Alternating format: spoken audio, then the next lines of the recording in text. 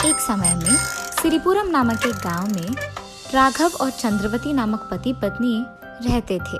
उनका विराज नामक एक बेटा भी था। चंद्रवती का पति और उसका बेटा दोनों उसी गांव में काम करते थे। चंद्रवती बहुत ही कंजूस थी। उसे कभी भी पैसे खर्च करना अच्छा नहीं लगता था, इसीलिए वो घर पे सिलाई करके पैसे कमाती थी। एक दिन उसके पति और बेटा दोनों काम के लिए जाते हुए चंद्रवती के पास जाकर पैसे पूछते हैं। माँ, मुझे अपने दोस्तों के साथ बाहर जाना है, मुझे 500 रुपए दीजिए ना। चंद्रवती, मुझे भी आज 100 रुपए की जरूरत है। उन दोनों के ऐसे पूछने पर वो अंदर जाकर पैसे लेकर बाहर आती है। बेटा, ये लो 100 रुपए, और सुनिए, ये लीजिए 10 रुपए। तुम दोनों ने पूछा इसलिए इतना तो भी पैसे मैंने दिया, वरना मैं ये भी नहीं देती। तुम दोनों को पैसे बचाना सीखना होगा। ऐसे चंद्रवती उन दोनों से बात करती है। पापा, आपने देखा, मैंने माँ से 500 रुपए पूछा है, लेकिन वो मुझे 100 रुपए देकर ये कह रही है कि मुझे पैसे खर्च करना सीखना होगा। देखा आपने? बेटा, तुम्हारी माँ के बारे में तो हम जानते ही हैं। उसने हमें पैसे दिया, यही बड़ी बात है। तुम्हें तो वो कम से कम 100 रुपए दी है, मुझे देखो 10 रुपए दिया है उसने। ऐसे ही बाप बेटे दोनों हर रोज चंद्रवती के कारण किसी न किसी बात पे दुख होते थे। ऐसे कुछ दिन बीत जाते हैं। एक दिन सरला नामक एक औरत चंद्रवती के पास सिलाई करवाने जाती है। उसको कपड़ा देकर वही बैठकर चंद्रवती से बात करती रहती है। चंद्रवती के घर में तो सभी काम करते हैं, और इतना ही नहीं, ये इतनी कंजूस है कि घर कोई आए भी तो उन्हें कॉफी तक नहीं देती है। इसे सिर्फ पैसे बचाना आता है, खर्च करना नहीं। इसीलिए मुझे अपने बहन की बेटी का रिश्ता यहाँ लाकर चंद्रवती के बेटे से उसकी शादी करवानी होगी। ऐसे ही वो भी खुश रहेगी। चंद्रवती, मेरी बहन की बेटी ना बहुत पली पड़ी है और बहुत समझदार भी है।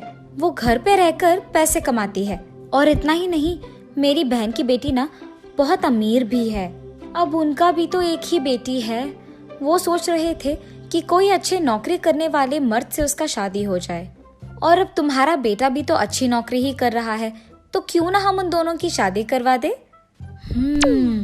सरला तो कह रही है कि एक ही बेटी है और अमीर भी है, तो उनके बाद वो सारा जायदाद मेरे बेटे को ही आएगा। लग रहा है कि ये अच्छा ही होगा। तो मैं ऐसे करती हूँ, सबसे पहले मैं उनके घर जाकर ये देखती हूँ कि वो अमीर है कि नहीं, और उसके तुरंत बाद इन दोनों की शादी करवा दूंगी। ठीक है सरला, कल ही हम दोनों तुम्हारे बहन के यहाँ जाकर बात करेंगे। ये फैसला करके चंद्रवती अगले ही दिन सरला के बहन के घर जाकर उनका घर को बड़ा देख आश्चर्यचकित हो जाती है। खुशी से वो उसके घर जाकर उसके पति को जो कुछ भी हुआ समझाती है, और उसके तुरंत बाद कुछ ही दिनों में वो सरला की बहन की बेटी कल्पना से उसके बेटे का शादी करवा देती है। अब क्योंकि कल्पना नई नवेली बहू थी, चंद्रवती उसका बहुत अच्छा ख्याल रखती है। ऐसे कुछ दिन बीत जाते हैं। एक दिन चंद्रवती अपने बहू को रसोई घर में सब्जी काटते हुए देख उसके पास जल्दी जाती है। बाप रे कल्पना, तुम्हें इतनी सारी सब्जी काटने की क्या जरूरत थी? आज से तुम मुझे बताए बिना सब्जी मत काटो। फिलहाल तुम सिर्फ इन 4 टमाटर को काटकर खाना पकाओ, और उसमें मिर्ची पाउडर ज्यादा डालो, और बस सभी के लिए ये ठीक रहेगा। ऐसे कहकर वो उसके बहू के बगल में ही रहकर उससे सब्जी बनवाती है। इतने में बाहर से सब्जी वाले को सुनकर कल्पना बाहर जाती है। कल्पना को वहां जाते देख चंद्रवती भी उसके पीछे वही जाती है। भैया, 1 डजन केले का सब्जी दीजिए। बेटा, 1 डजन केले के सब्जी का कितना दाम है? जी, वो 60 रुपए है। बाप रे, क्या 60 रुपए? तो फिर तुम मेरे बहू को 1 डजन मत दो, 10 रुपए में जितना आएगा उतना ही दो। ऐसे कहकर वो सब्जी बेचने वाले को सिर्फ 10 रुपए देकर वहाँ से चली जाती है। इसी कारण तो सब्जी वाला कल्पना को सिर्फ 10 रुपए के सब्जी देता है। चंद्रवती के ऐसे करने के कारण कल्पना उसी के बारे में सोचते हुए गुम हो जाती है, इतना कि वो उसके पति का आना भी नहीं देखती है। अरे क्या हुआ कल्पना, तुमने तो मेरा आना भी नहीं देखा, इतना क्या सोच रही हो? उसके पति के ऐसे पूछने पर जो कुछ भी हुआ वो उन्हें समझाती है। अरे कल्पना, तुम माँ के बारे में इतना सोच रही हो, फिक्र मत करो, माँ बचपन से ऐसे ही है, वैसे मैंने सोचा कि तुम्हें शादी से पहले ही माँ के बारे में सब कुछ पता है। मेरी माँ ने हमारी शादी इसलिए करवाई है क्योंकि तुम अमीर हो, इसलिए उन्होंने तुम्हारे पास दहेज भी नहीं लिया। ज्यादा सोचो मत, बस माँ की बात मान लो। तो इसका मतलब ये है कि मेरी सासू माँ पैसों को ज्यादा गौरव देती है। मुझे कुछ भी करके उनको सबक सिखाना होगा, वरना ये भी हो सकता है कि वो मुझे एक न एक दिन घर से बाहर निकाल दे। इससे पहले मुझे उनका बर्ताव बदलना होगा। ये फैसला करके वो अगले दिन उसके सासू माँ के आने से पहले ही खाने में ज्यादा सब्जी और कम मिर्ची पाउडर डालकर बनाती रहती है। अरे कल्पना, मैंने तुम्हें पहले ही बोला है कि मुझे ऐसे बताए बिना खाना मत पकाओ। तुम इतने सारे सब्जी डालकर खाना क्यों बना रही हो? सासू माँ, हमारे घर में खाना ऐसे ही बनता है। हम कम सब्जी डालकर ज्यादा मिर्ची पाउडर डालकर नहीं बनाते हैं। और तो और सब्जी जब हम खरीदते हैं तो सारे घर वालों के लिए खरीदते हैं, ऐसे 10 रुपए का सब्जी नहीं खरीदते हैं। इतने में बाहर फल बेचने वाला आता है। उसकी आवाज सुनते ही कल्पना बाहर जाकर उसके सासू माँ के सामने ही सारे प्रकार के फल को 1-1 किलो में लेती है। चंद्रवती ये सब देख दंग रह जाती है। अरे ये क्या, ये तो मेरे कहने के एकदम उल्टा कर रही है। अब अगर मैं ज्यादा पूछूं तो शायद ये और पैसे खर्च कर देगी, इसीलिए मेरा चुप बैठना ही बेहतर है। ये सोचकर चंद्रवती वहाँ से चली जाती है। लेकिन कल्पना तब से जानबूझकर उसके सासू माँ के सामने आते जाते सारे लोगों से कुछ ना कुछ खरीदती रहती थी। ऐसे कुछ दिन बीत जाते हैं। एक दिन जब कल्पना ढेर सारे सब्जियां खरीदकर घर के अंदर जा रही थी, चंद्रवती उसे देख ऐसे कहती है, ये क्या है कल्पना, रोज रोज तुम्हारा खर्चा बढ़ ही रहा है। मैंने सोचा अगर मैं चुप रहूंगी तो तुम्हें खुद समझ आ जाएगा, लेकिन तुम तो अभी रुकने वाली नहीं हो। अरे सासू माँ, अगर अब हम खाना ठीक से नहीं खाएंगे तो जितना पैसे हमें सब्जी खरीदने पे खर्च करना है उससे कहीं ज्यादा अस्पताल के बिल पे खर्च करना होगा। इसीलिए हमें अच्छा खाना खाकर स्वस्थ और तंदुरुस्त रहना होगा। अगर हमारी तबीयत अच्छा है तो ज्यादा पैसे कमा पाएंगे ना। सुनो कल्पना, सिर्फ स्वस्थ रहने पर हम ज्यादा पैसे नहीं खरीद पाएंगे, हमें बचत करना होगा। ऐसे ही हम ज्यादा पैसे हमारे पास रख पाएंगे। सासू माँ, मेरे पास एक विचार है, क्यों ना मैं घर पे बैठे ही एक व्यापार ना करूं? ऐसे तो मैं आपसे 4 गुना ज्यादा पैसे कमा पाऊंगी। तब आपको ये सब्जी वब्जी खरीदने में पैसे खर्च हो जाएंगे, इसकी परेशानी नहीं होगी। मगर उस व्यापार के निवेश के पैसे मैं माँ से भी ले सकती हूँ, पर अगर लूंगी तो उन्हें ही लौटाना पड़ेगा। पर अगर आप ये पैसे देंगे तो जो भी लाभ होगा सिर्फ हमें मिलेगा। बेटी, तुम कह रही हो कि इस व्यापार से हमें 4 गुना ज्यादा पैसे मिलेगा, तो फिर निवेश के पैसे अपनी माँ से लेने की क्या जरूरत है, मैं खुद तुम्हें दूंगी। ये कहकर वो पैसों की लालच में निवेश के पैसे कल्पना के हाथ में देती है। लेकिन सासू माँ, सिर्फ इतने पैसे काफी नहीं होंगे, हमें इस घर को गिरवी रख के उन पैसों को भी मिलाकर व्यापार शुरू करना होगा। चंद्रवती कल्पना के ऐसे कहने पर आगे पीछे सोचे बिना, उसके पति और बेटे को भी बताए बिना घर को गिरवी रख के आए हुए पैसों को कल्पना के हाथों में देती है। ये होकर 1 साल बीत जाता है। उसके बावजूद कल्पना कोई भी पैसे चंद्रवती को लाकर नहीं देती है। ये देख चंद्रवती परेशान हो जाती है। चंद्रवती कल्पना के पास जाकर उसके पैसे पूछती है। हाँ सासू माँ, आपने मुझे पैसे कब दिया, और आप मुझे भला देंगी भी क्यों? कल्पना के मुंह से ये बातें सुनकर चंद्रवती चौंक जाती है और उसके बेटे विराज को जाकर जो कुछ भी हुआ बताती है।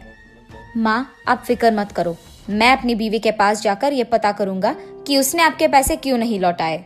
उसके माँ से ये कहकर विराज उसके कमरे में जाकर सोच में पड़ जाता है। मेरी माँ अगर इतना दुखी है तो इसका मतलब यही है कि मेरी बीवी ने उनसे पैसे लिया ही होगा। लेकिन मेरी बीवी तो अमीर है, वो माँ से भला पैसे क्यों लेगी? कल्पना से पूछकर भी कोई फायदा नहीं है, इसलिए मुझे ही उसके बारे में सच पता करना होगा। ये फैसला करके वो शहर में रह रहे उसके बीवी के रिश्तेदारों के पास जाकर सच का पता लगाता है। तब उसे ये पता चलता है कि उसकी बीवी अमीर ही नहीं है। कल्पना के माँ बाप ने उसकी माँ चंद्रवती से झूठ कहा था। ये सुनकर विराज दंग रह जाता है और घर आते ही उसके माँ के सामने ही कल्पना का सच पूरा बाहर निकाल देता है। क्या तुम अमीर नहीं हो? देखो कल्पना, तुम अमीर नहीं हो ठीक है, लेकिन तुमने मेरे पास जो पैसे लिया है वो तो लौटा दो। सासू माँ, मुझे माफ कीजिए। जो पैसे आपने निवेश के लिए दिया था उससे मैंने व्यापार शुरू तो किया, लेकिन मुझे नुकसान भुगतना पड़ा और अब मेरे पास कोई पैसे नहीं है। मुझे पता नहीं चल रहा था कि आपको मैं ये कैसे बताऊं, इसीलिए मैंने झूठ कह दिया कि आपने मुझे पैसे ही नहीं दिया। कल्पना की इन सारी बातें सुनकर चंद्रवती आश्चर्यचकित हो जाती है और इसी बारे में सोच सोचकर वो बीमार पड़ जाती है। चंद्रवती को ऐसे देख विराज अस्पताल से डॉक्टर घर लेके आता है और वो डॉक्टर चंद्रवती का जांच पड़ताल करके यही बताता है कि उन्हें अच्छी पोषक आहार खाना है और समय पर दवाई भी लेना है। सिर्फ और सिर्फ तब वो ठीक हो सकती है। डॉक्टर के ऐसे कहने पर विराज हर रोज आए हुए पैसों से उसकी माँ की दवाइयाँ खरीदकर, उनके लिए सारे प्रकार के फल खरीदकर उन्हें खिलाते हुए, उनकी देखभाल करते हुए उनके पास ही रहता है। ऐसे कुछ दिन बीत जाते हैं। एक दिन चंद्रवती उसके बेटे को दवाइयों के लिए पैसे खर्च करना देख बहुत निराश होती है। उसको ऐसे निराश देख विराज उनके पास जाकर ऐसे पूछता है, माँ, आप अब भी पैसों के बारे में सोच रही हैं? नहीं बेटा, मैं अपनी सेहत को खराब करके तुमसे ऐसे पैसे खर्च करवा रही हूँ। माँ, मुझे इन पैसों से बढ़कर आपका सेहत है। आप पहले इस सब का चिंता छोड़कर खुश रहिए। आप सिर्फ ठीक से खाना खाइए और स्वस्थ रहिए। कम से कम अब तो पैसों का चिंता करना छोड़ दीजिए। माँ, तुम सही कह रहे हो बेटा। जब मेरे पास पैसे थे मैंने उन्हें कभी खर्च नहीं किया और मैंने बहुत कंजूसी किया है, और आज जब मेरा सेहत खराब हो गया है मैं अब भी पैसे खर्च नहीं कर पा रही हूँ, क्योंकि मेरे पास कुछ बचे ही नहीं है। पैसों के कारण ही मैंने अपना सेहत बिगाड़ दिया है। अगर अब भी मैंने अपना बर्ताव नहीं बदला तो मैं हमेशा पछताऊंगी। तुम सबको भी मेरे कंजूसी के कारण बहुत भुगतना पड़ा, उसके लिए मुझे माफ कर दो बेटा। मैं आइंदा ऐसे कभी नहीं करूंगी। उसकी ये सारी बातें कल्पना वहीं रहकर सुनती है। मुझे माफ कीजिए सासू माँ, मुझे पता है कि आपने मेरी शादी आपके बेटे से इसीलिए करवाई है क्योंकि मैं अमीर हूँ, लेकिन मेरे अमीर ना होने के बारे में आपको पता लगने के बावजूद आप में कोई बर्ताव नहीं आया। इसीलिए मैंने आपको सच नहीं बताया कि आपके पैसे मेरे पास सुरक्षित है। आप में ये बदलाव आए इसीलिए मैंने ये सच अब तक किसी को नहीं बताया और आपको ऐसे दुख पहुंचाया। मेरा इरादा ये नहीं था। मेरा इरादा सिर्फ आपको बदलना था। आज से आप खुश रह सकती हैं क्योंकि आपके दिए पैसों को मैंने खर्च नहीं किया है। बेटी, मेरे ही कारण और मेरे बर्ताव के ही कारण तुमने ये सब किया और तुम्हें इतना करना भी पड़ा। इसीलिए इस सब का गलती मैं अपना मानती हूँ। तुम्हारे पास ये सब पैसे रखकर भी तुमने उसे कभी खर्च नहीं किया। इससे तुम्हारा गुण पता चलता है। अब से मैं किसी को भी अपनी कंजूसी से ऐसे दुख नहीं पहुँचाऊंगी। ये वादा करके चंद्रवती उसके बर्ताव में बदलाव लाती है और उसके घर और परिवारवासी सारे खुश रहते हैं।